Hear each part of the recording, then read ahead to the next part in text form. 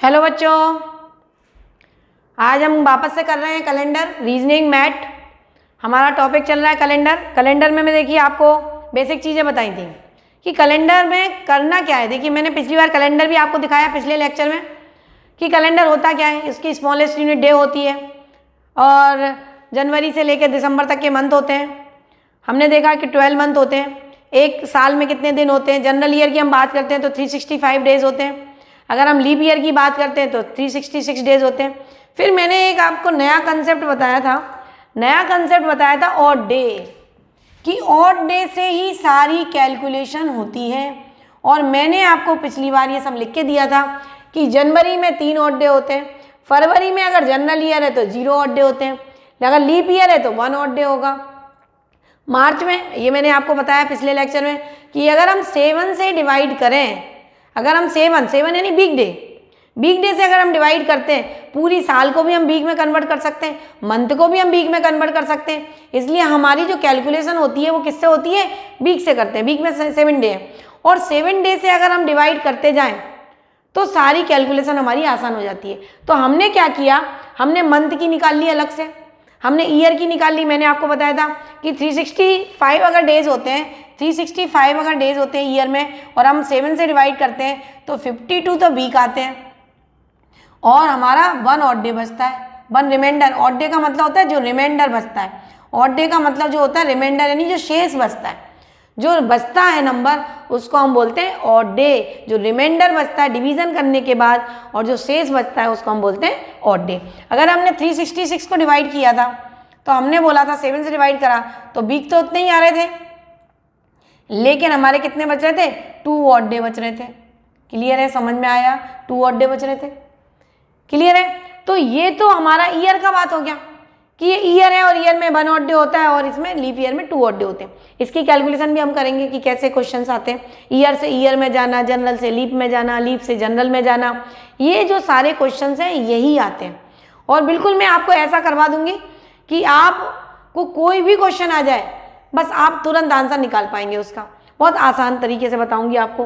तो पहले तो हम ये समझते हैं ये वाला क्वेश्चन भी जो मैंने लिखा हुआ है ये भी हर क्वेश्चन में आता ही आता है। हम देखिए, मैं हमेशा यहाँ से बात करती हूँ कि पहला कंपटीशन 10th क्लास में होता है NTSC, national talent search exam. उसके बाद अगला एग्जाम आता है हमारा, हम जनरली देखिए ओलंपियाड देता है बच्चा। फिर हम जैसे ही 12th में आते हैं तो एक 12th बेस एसएससी होता है। फिर ग्रेजुएशन की बात करते हैं तो उसमें भी एसएससी होता है। फिर ग्रेजुएशन के बाद हम बात करते हैं तो पीएससी होता है, यूपीएससी होता है, बहुत सारे एनडीए एग्जाम होता है, बहुत सारे अलग अलग टाइप के एग्जाम होते हैं, एफ कैट होता है, सीडीएस होता है, एनडीए होता है, सारे एग्जाम्स होते हैं। और सारे एग्जाम्स में ये जो रीजनिंग है ये तो आता ही आता है। और देखिए, जो बच्चे मेरे लेक्चर देखते हैं उन बच्चों को बोलूँगी कि अगर जो बच्चा ग्रेजुएशन कर रहा है और कंपनी के एग्जाम में भी बैठता है तो वहाँ पर भी रीजनिंग आता है, वहाँ पर क्वांट आता है, क्यूए का एक क्वेश्चन पेपर आता है, रीजनिंग उसके अंदर मिक्स होता है। ये सब जो है हर कंपटीशन में आप कुछ भी करें उसमें ये सब आएगा। तो देखिए, मैंने यहाँ पर ऑड डे निकाल के रखे हैं। पिछले लेक्चर में मैंने निकालना बताया था कि हमने 31 है। मैंने यहाँ से बताया था जनवरी, फरवरी, मार्च, अप्रैल, मई, जून, जुलाई, अगस्त, सितंबर, अक्टूबर, नवंबर, दिसंबर। ऊपर वाले जो उठे हुए पार्ट होते हैं वो 31 के होते हैं और नीचे वाले पार्ट जो होते हैं 30 के होते हैं। और लीप ईयर और जनरल ईयर की बात करते हैं, जनरल ईयर में जो हमारा फरवरी होता है वो 0 होता है, ऑड डे यानी 28 दिन का होता है। और 7 से अगर डिवाइड करते हैं तो हमारा रिमाइंडर क्या बचता है, 0 बचता है। और जब हम लीप ईयर की बात करते हैं तो जो हमारा टाइम बढ़ता है वो हमारा फरवरी में काउंट होता है, तो वहाँ पर 1 दिन बढ़ जाता है। तो हमारी फरवरी जो होती है लीप ईयर की वो क्या होती है, 29 डेज की होती है। ये मैंने आपको पहले भी क्लियर किया हुआ है। अब मैं और आगे बढ़ती हूँ। अब वो बोलता है कि कौन से ऐसे मंथ हैं, जनरल ईयर की अगर हम बात करें तो कौन से ऐसे मंथ हैं जिनके फर्स्ट डे सेम होते हैं। लीप ईयर की बात करें तो ऐसे कौन से मंथ हैं जिनके फर्स्ट डे सेम होते हैं। ऐसा क्वेश्चन हमेशा आता है और ये आ चुका है।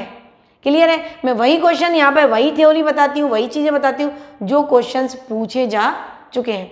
अब यहाँ पर देखिए, जनवरी 3, जनरल 0, लीप 1, मार्च 3, अप्रैल 2, मई 3, जून 2, जुलाई 3।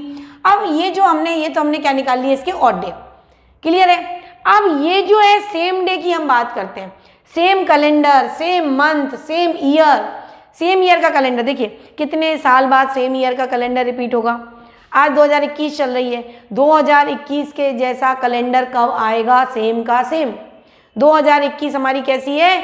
जनरल ईयर है, तो जनरल ईयर का कैलेंडर जनरल ईयर में ही सेम आएगा। लेकिन लीप ईयर में जो हमारा होता है कैलेंडर, लीप ईयर का लीप ईयर में सेम आएगा। एक तो ये बात हो गई कि लीप ईयर का कैलेंडर लीप ईयर में सेम आएगा, जनरल ईयर का कैलेंडर जनरल ईयर में सेम आएगा। लेकिन जनरल ईयर का कैलेंडर लीप ईयर में 28 फरवरी तक सेम हो सकता है, उसके बाद चेंज होता है। तो अगर पार्शियली सेम की वो बात करता है कि भाई आधा कैलेंडर भी सेम हो सकता है, वो हमें वहाँ देखने पड़ते हैं मंथ। अगर हम मंथ की बात करें तो वहाँ से वहाँ तक जनरल ईयर से अगर लीप ईयर की बात करूँ मैं, तो देखिए 28 तारीख तक तो सबको सेम ही चलेगा। अगर सेम कैलेंडर की मैं बात कर रही हूँ तो 28 तारीख तक तो जनरल ईयर में भी 28 तारीख होती है और लीप ईयर में भी 28 होती है। जैसे ही 29 तारीख आती है लीप ईयर में, वैसे ही कैलेंडर चेंज होना चालू हो जाता है। तो पार्शियली हम बात करें तो केवल 28 फरवरी तक ही सेम माना जाएगा लीप ईयर में, जनरल से लीप में। बाकी तो पीछे से जैसे ही 29 हुई वैसे ही दिन, यहाँ पर जनरल ईयर में 1 तारीख आ जाएगी, 1 मार्च आ जाएगा, लेकिन लीप ईयर में तो 29 तारीख आएगी और उसके बाद 1 मार्च आएगा। तो ये जो फर्क चल रहा है तो कैलेंडर भी बदल जाता है। तो जनरल ईयर का कैलेंडर जनरल ईयर की तरह सेम है, लीप ईयर का कैलेंडर लीप ईयर की तरह सेम है। लेकिन अगर फरवरी तक की बात करता है वो, तो 28 फरवरी तक सेम होता है। हम और बहुत सारे क्वेश्चंस मैं आपको करवाऊंगी जिससे आपको ये चीज़ क्लियर होगी। अभी मैंने आपको लिखा मंथ की बात करें, हम ईयर की बात उसके बाद आएंगे, पहले हम मंथ देख लेते हैं। जनवरी और अक्टूबर का फर्स्ट डे दोनों में सेम होता है। जनरल ईयर की अगर मैं बात करूं तो ये सेम होने का मतलब ये होता है कि अगर सेम है इसका मतलब ऑड डे का नंबर जो है दोनों में क्या आना चाहिए, यहाँ से यहाँ तक जब हम पहुँचते हैं तो 0 आना चाहिए। ऑड डे का जो डिफरेंस होना चाहिए वो 0 आना, यानी 7 से डिविजिबल नंबर होना चाहिए। भाई कोई भी नंबर अगर बचता है, रिमाइंडर बचता है, तो वो नंबर तो उस हिसाब से आगे बढ़ेगा। लेकिन अगर 0 आ जाता है तो सेम हो जाता है, सेम डे का कैलेंडर, सेम मंथ का कैलेंडर हो जाता है, सेम ईयर का कैलेंडर हो जाता है। और हम जनरल ईयर की बात करें, लीप ईयर की बात करें, तो उसका तरीका ये है कि दोनों ईयर का जो डिफरेंस है, बीच में जो ऑड डे का जो डिफरेंस आता है वो क्या होना चाहिए? 0 होना चाहिए। यानी पूरा का पूरा नंबर 7 से डिविजिबल होना चाहिए, पूरा का पूरा नंबर 7 से कट जाना चाहिए। क्लियर है? तो मतलब सेम डे कब आता है? जब पूरा का पूरा उनके बीच का जो नंबर है, उनके बीच जो हम काउंट करें, उनके बीच का जो नंबर है, अगर वो 7 से डिवाइड हो जाता है, 7 से डिविजिबल है, तो वो सेम कैलेंडर आता है, सेम मंथ आता है, सेम डे आता है। क्लियर? अब ये बताएं कि आता कैसे। देखिए अब यहाँ पे जनवरी से अक्टूबर की मैं बात करें और मैंने ये आपको लिख दी है। अब मैं बार बार ऐसा नहीं कि जनवरी 31, फरवरी 28, मार्च 31, ऐसा नहीं लिखेंगे। हमने क्या कर लिया? ऑड डे लिख लिए और सारी कैलकुलेशन ऑड डे से ही करनी है हमको, तो ये ऑड डे लिखे। अब देखिए जनवरी से अक्टूबर तक मैं काउंट करती हूँ और मैं किस ईयर की बात कर रही हूँ? यहाँ पर मैं जनरल ईयर की हम बात कर रहे हैं। हम जनरल ईयर की अगर बात कर रहे हैं तो आप देखना चालू करिए। जनवरी और जनवरी का फर्स्ट डे और अक्टूबर का फर्स्ट डे की मैं बात कर रही हूँ। फर्स्ट डे सेम, कौन कौन से मंथ में फर्स्ट डे सेम होता है, कौन कौन से मंथ का फर्स्ट डे सेम होता है, देखना पड़ता है, ऐसा रटना नहीं है। वहाँ पे 4 ऑप्शंस आते हैं, हमें चारों में देख के लिखना है कि भैया किसका सही है, किस में आएगा। ऐसा थोड़ा ना अंदाज से लगा दिया कि इसका होता है, रट लिया। रटने से भी नहीं होता है। कभी वो कोई डेट दे दे, कभी वो कोई डेट दे दे, तो हमें देखना पड़ता है, चेक करना पड़ता है। सेम कब आएगा? जब ऑड डे का जो डिफरेंस है वो 0 होना चाहिए, रिमाइंडर यानी 0 बचना चाहिए, यानी नंबर जो है 7 से डिविजिबल होना चाहिए। यानी कुल मिला के 7 की टेबल चलनी चाहिए। 7 की जो पहाड़ा है, 7 की जो टेबल है वो हमारी चलनी चाहिए। अब देखिए कैसे चलेगी। जनवरी से अक्टूबर की मैं बात कर रही हूँ, तो जनवरी का पहला तारीख अक्टूबर की पहली तारीख के बराबर होगा, सेम होगा। अगर जनवरी की पहली तारीख को सोमवार है, मंडे है, तो अक्टूबर की पहली तारीख को सोमवार को मंडे होगा। ये मैं आपसे बात कर रही हूँ। और आप चाहें तो जो मैं यहाँ बोल रही हूँ वो आप घर पे जो है कैलेंडर जो अपने घर में रहता है उस कैलेंडर को उठा के आप देखेंगे तो जो मैंने बोल रही हूँ यहाँ पर वो आपको वहाँ पर भी दिखेगा। ये मन से कुछ नहीं हो रहा है कि कैलेंडर में कुछ अलग है और यहाँ पे कुछ अलग है, ऐसा कुछ नहीं है। जो यहाँ बात की जा रही है वो कैलेंडर में है, प्रैक्टिकल बात है, और प्रैक्टिकल बात है जो आप पढ़ते हैं वही तो हमें पढ़ना है। देखिए काउंट करिए, ये 3 जनरल ईयर, ये 0, 3 और 0 3, और फिर ये मार्च 3 + 3 6, 6 + 2 8, 8 + 3 11, 11 प्लस 2 13, 13 प्लस 3 16, 16 प्लस 3 19 और 19 प्लस 2 21। सितंबर तक हमारे कितने आ गए नंबर 21। सितंबर तक हमारा नंबर कितना आ गया 21। तो जब हम जनवरी से सितंबर तक गए तो ऑड डे कितने हो गए? अगर मैं इसको 7 से डिवाइड करूं, जनवरी से सितंबर, जनवरी टू सितंबर, अगर मैंने जनवरी टू सितंबर काउंट किया और मेरा नंबर कितना आ रहा है 21 और 21 7 की टेबल में आता है, 7 3 21 7 की 21, तो यानी कि ऑड डे हमारा कितना हो गया 0। जब कोई नंबर ही नहीं बचा जोड़ने के लिए, तो इसका मतलब जब अक्टूबर की पहली तारीख आएगी, जब अक्टूबर की पहली तारीख आएगी तो जनवरी की पहली तारीख के जैसी हो जाएगी। क्लियर है? समझ में आया कि जनवरी और अक्टूबर का पहला दिन सेम क्यों हो रहा है? क्योंकि वहाँ पर ऑड डे का डिफरेंस क्या आ रहा है 0 आ रहा है। वहाँ से वहाँ तक के नंबर हमने जो काउंट करे वो 7 से डिविजिबल है। ऐसा ही सेम का सेम फरवरी से मार्च और मार्च से नवंबर। देखिए मार्च और नवंबर बताऊं, जो फरवरी का पहला दिन है वो मार्च का भी पहला दिन है और वही नवंबर का भी पहला दिन है। इसका मतलब वो बीच में ये चीज़ गायब भी कर सकता है। फरवरी से नवंबर भी डायरेक्ट बोल सकता है वो, मार्च और नवंबर भी बोल सकता है वो, और फरवरी से नवंबर भी बोल सकता है वो, क्योंकि ये जब मार्च तक सेम है तो ये जब यहाँ आगे बढ़ेंगे तो भी आगे सेम ही आएगा। यानी डिफरेंस हमारा क्या आना चाहिए 0। अब देखिए मार्च से देखते हैं। मार्च से देखा 3 और 2 5 और 3 8, 8 और 2 10, 10 और 3 13, 13 और 3 16, 16 और 2 18, 18 और 3 21, 18 और 3 21। यानी मार्च से लेकर अक्टूबर तक, मार्च से अक्टूबर तक वापस से हमारे कितने होगा 21। तो नवंबर का जो पहला दिन आएगा से 21 आ गए, 7 से डिवाइड करा, ये ऑड डे आ गए 0। तो मार्च से अक्टूबर तक हमने काउंट करा, काउंट करने के बाद नंबर कितना आया 21, 21 को 7 से डिवाइड करा, नंबर कितना बचा 0 रिमाइंडर बचा। तो अब अगले नंबर हमें पुरानी नंबर जो हमारा मंडे है, सपोज मंडे है, तो मंडे में कुछ जोड़ने को बचा कहाँ? कुछ भी नहीं बचा। इसका मतलब अगर मंडे था तो अक्टूबर की पहली तारीख को भी क्या होगा मंडे होगा। जो दिन है उस दिन है, ये तो मैं मन से बोल रही हूँ। जो भी दिन अगर फरवरी की पहली तारीख को है वही दिन मार्च की पहली तारीख को होगा, वही दिन नवंबर की पहली तारीख को होगा। देखिए फरवरी से मार्च देख लेते हैं, ये मैंने आपको बताया। मार्च टू अक्टूबर काउंट कर लिया हमने और ये नवंबर की पहली तारीख आ गई। अब हम फरवरी से मार्च भी देख लेते हैं। देखिए फरवरी की मैं बात करूं, जनरल ईयर है 0 है फरवरी। फिर मार्च की बात करूं तो आप यहाँ पर देखिए कि अब जब ये 0 है और 0 के बाद जब मार्च आएगा तो जो पहली तारीख है यहाँ कुछ भी तो नहीं जोड़ना है हमको, ये 0 ही लिखा ही हुआ है, 0 ही लिखा हुआ है। फिर हम जब पहली तारीख पर जाएंगे मार्च की, तो इसका मतलब वही का वही जो नंबर है वही तो चलने वाला है। अगर जो दिन उस दिन है, जो पहली तारीख को है वही दिन तो उसका मार्च की पहली तारीख को होगा।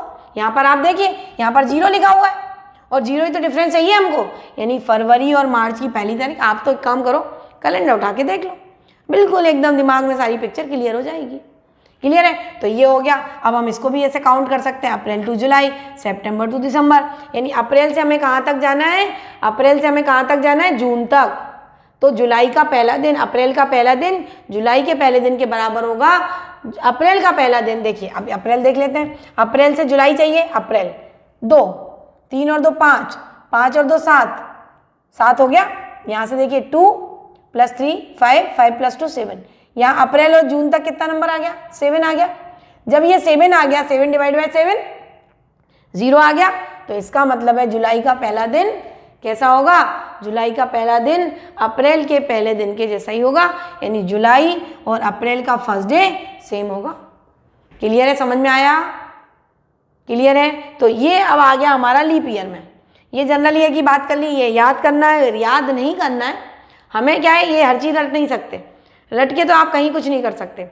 केवल हमें ये तो मैंने आपको लिखवाया है जिससे आप प्रैक्टिस कर सकें और आपको ये चीज़ें समझ में आए कि जनवरी अक्टूबर समान होता है फर्स्ट डे, फरवरी मार्च नवंबर समान होता है फर्स्ट डे, अप्रैल जुलाई समान होता है, सितंबर दिसंबर समान होता है, और लीप ईयर में जनवरी अप्रैल और जुलाई समान होता है। देखिए अब मैं पहला वाला ही आपको चेक करके दिखाती हूँ। जनवरी की हम बात कर रहे हैं, जनवरी से अप्रैल की बात कर रहे हैं, और किसकी हम बात कर रहे हैं, लीप ईयर की। अभी हम यहाँ पर किसकी बात कर रहे हैं, लीप ईयर। तो जनवरी 3, लीप ईयर में 1, 3 और 1 4 हो गया, 4 और 3 7 हो गया। तो 3 और 1 4 और 3 7, यानी जनवरी से मार्च तक 7 आ गया, 7 नंबर आ गया, जो कि 7 से डिविजिबल है। तो इसका मतलब जो है अप्रैल का पहला दिन जनवरी के पहले दिन के बराबर होगा। अच्छे से आई बात समझ में। उसके बाद अप्रैल से देखेंगे तो आगे बढ़ेंगे, जुलाई, तो अप्रैल और जुलाई का यानी जनवरी अप्रैल जुलाई सबका फर्स्ट डे कैसा होगा, सेम होगा। कैलेंडर उठा के देख लो। और काउंट कैसे करना है, 7 का मल्टीपल अगर आ जाता है, 7 से नंबर अगर डिविजिबल बन जाता है तो जोड़ने को कुछ भी नहीं बचता है।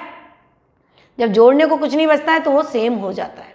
क्लियर है। तो ये मार्च से नवंबर हो गया, सितंबर से दिसंबर हो गया। ये तो मैंने आपको कर ली मंथ की बात, ठीक है। अब हम आते हैं ईयर पर। अब हम आते हैं ईयर पर कि ईयर कैसे सेम होता है, ठीक है। तो अब मैं उसके बारे में आपको बताती हूँ। तो यहाँ पर मैं कुछ टेबल लिखती हूँ जिससे आपको याद रहे कि हमें कैसे करना है, और उसका भी मैं कैलकुलेशन बताऊंगी कि आपको कैसे कैलकुलेशन करनी है। देखो अब हम आते हैं ईयर का सेम कैलेंडर। अभी मैंने आपको बताया मंथ का सेम कैलेंडर।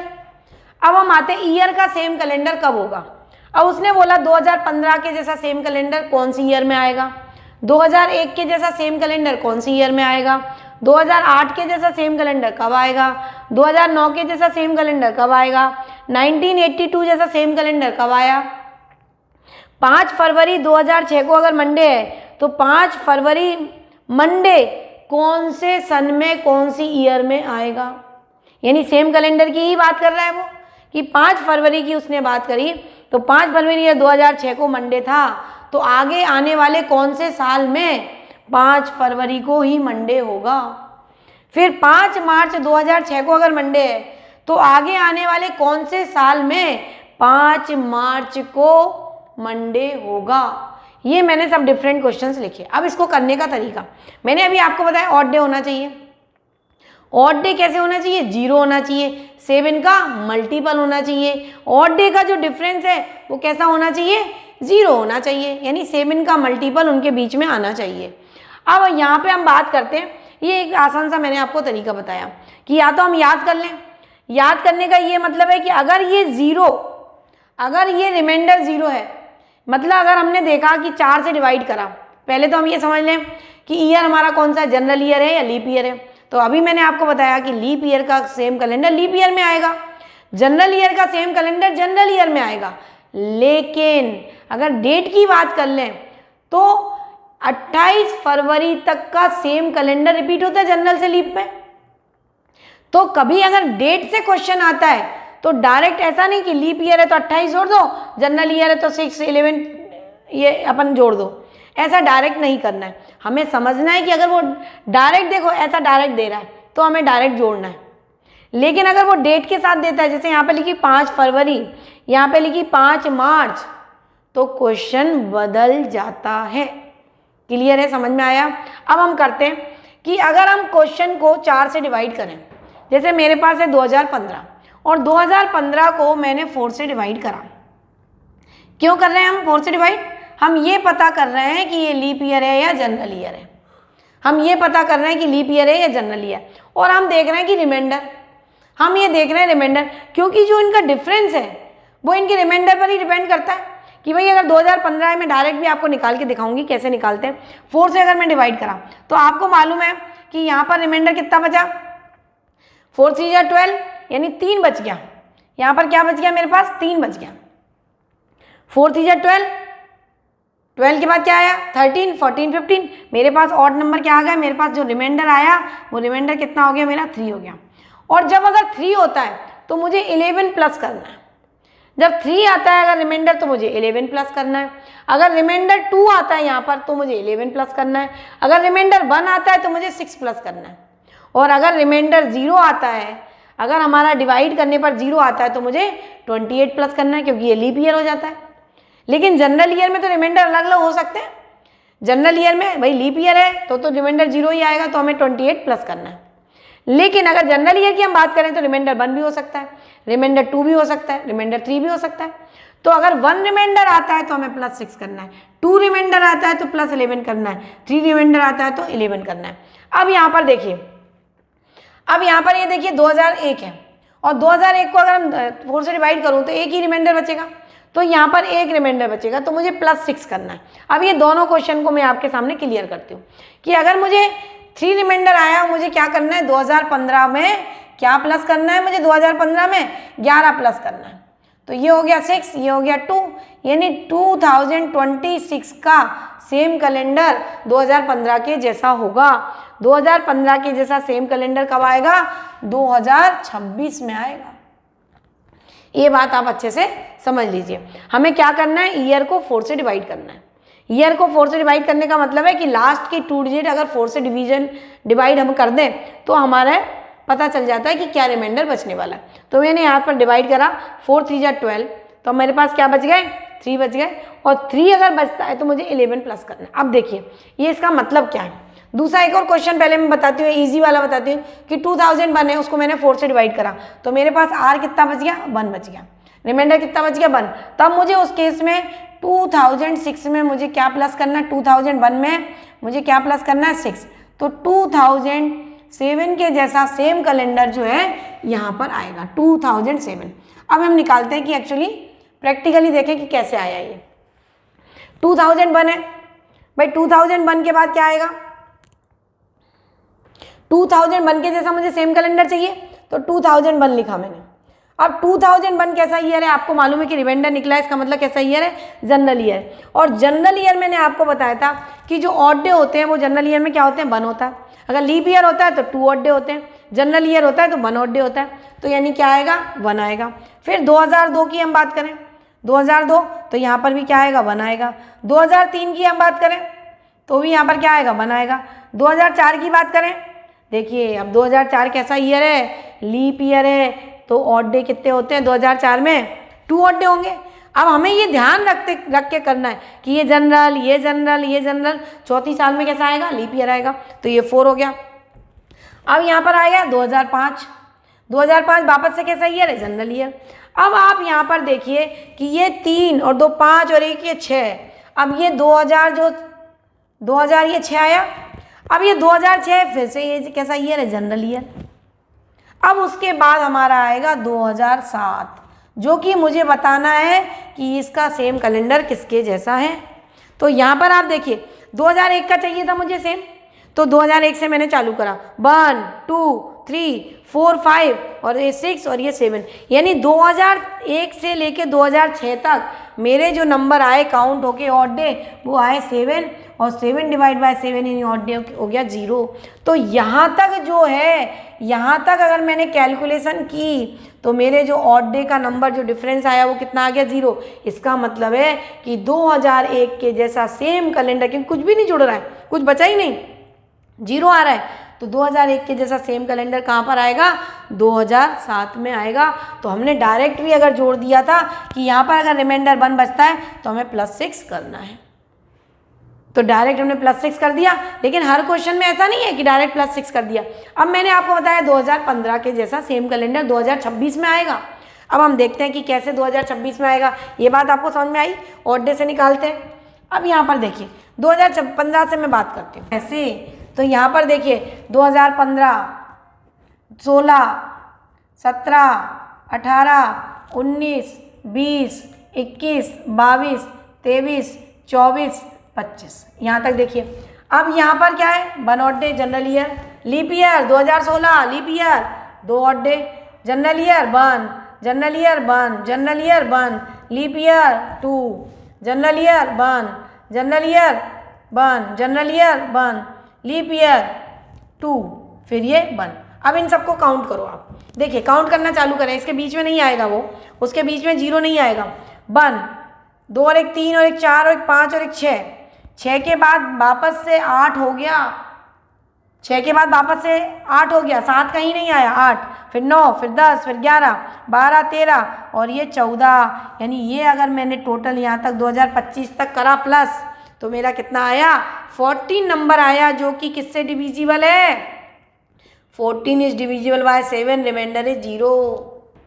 तो 2015 से लेकर 2025 तक अगर हमने काउंट किया तो मेरा ऑड डे का डिफरेंस कितना आया, 0। और जब 0 आता है तो उसके बाद का कैलेंडर 2015 के जैसा सेम कैलेंडर कब आएगा, 2025 तक तो हमने देख लिया, 2025 तक तो ऐसा कुछ नहीं हो रहा है, तो अगला जो आएगा 2026 वो 2015 के जैसा सेम होगा। ये मैंने आपको बताया कि कैसे हमें करना है। ये हमने काउंट करके भी कर सकते हैं और हम डायरेक्ट भी कर सकते हैं कि अगर 1 बचता है रिमाइंडर तो +6 कर दो डायरेक्ट, अगर 2 बचता है तो डायरेक्ट +11 कर दो, 3 बचता है तो डायरेक्ट +11 कर दो और 0 बचता है तो डायरेक्ट 28 कर दो।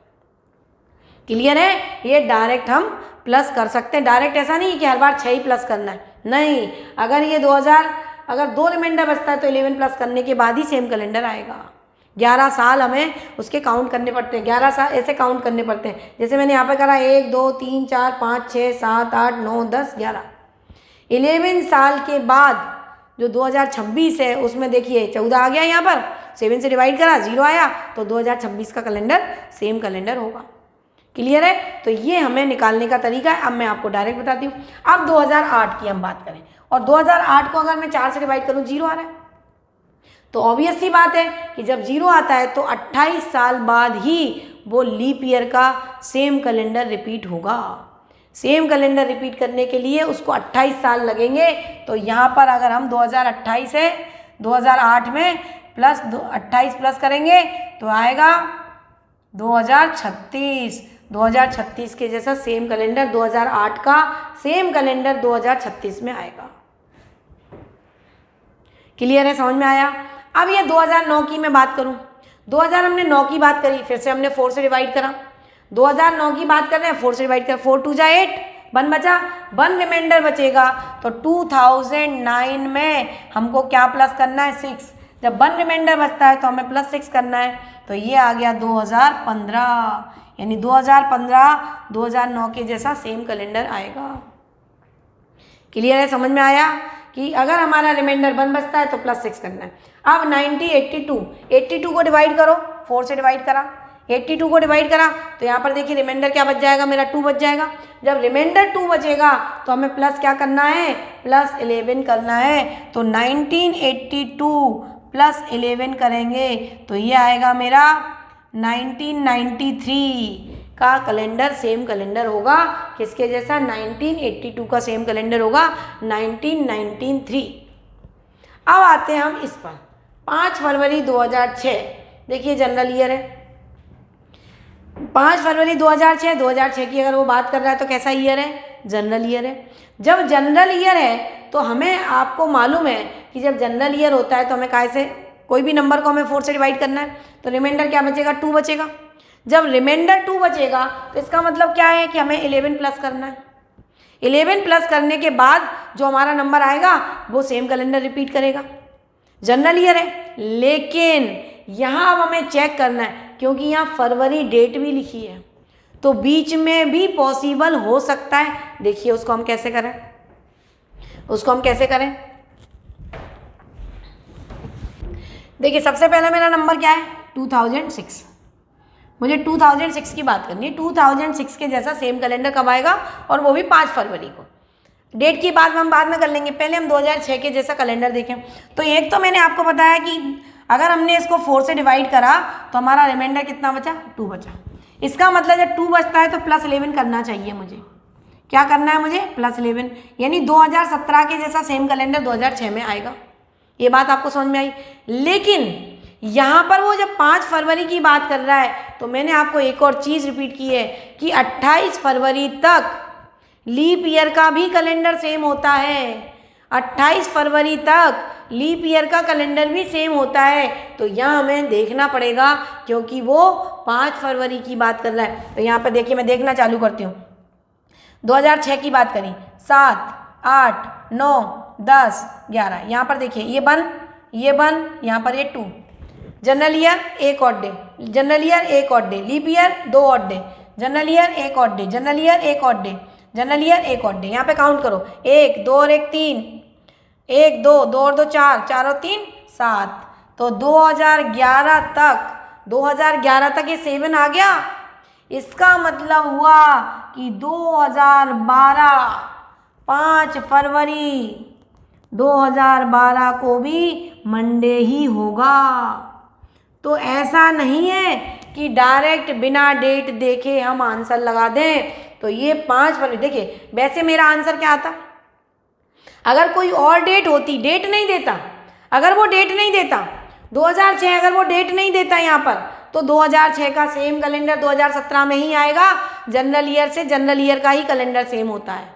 तो 2006 का सेम कैलेंडर कब आता, 2017 में आता। लेकिन उसने 5 फरवरी डेट दे दी है। जब डेट दी है तो इसका मतलब ये है कि 28 फरवरी तक तो लीप ईयर में भी सेम होता है, जनरल की तरह ही होता है।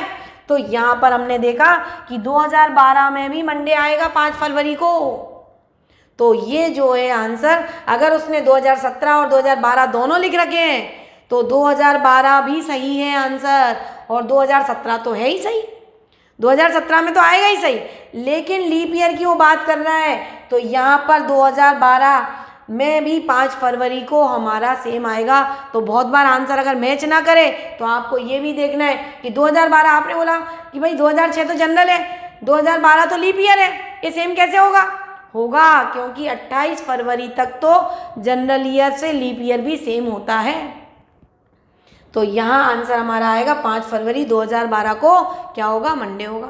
लेकिन जब हम यहाँ की बात करें 5 मार्च की बात करें तो देखो फरवरी पूरा निकल गया, तो अब कैलेंडर सेम नहीं होने वाला है।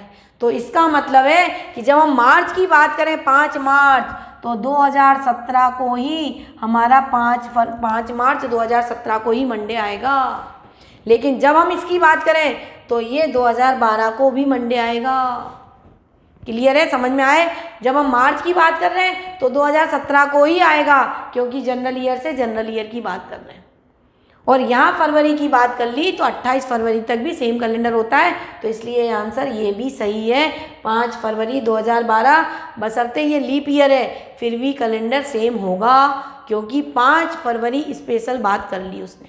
क्लियर है?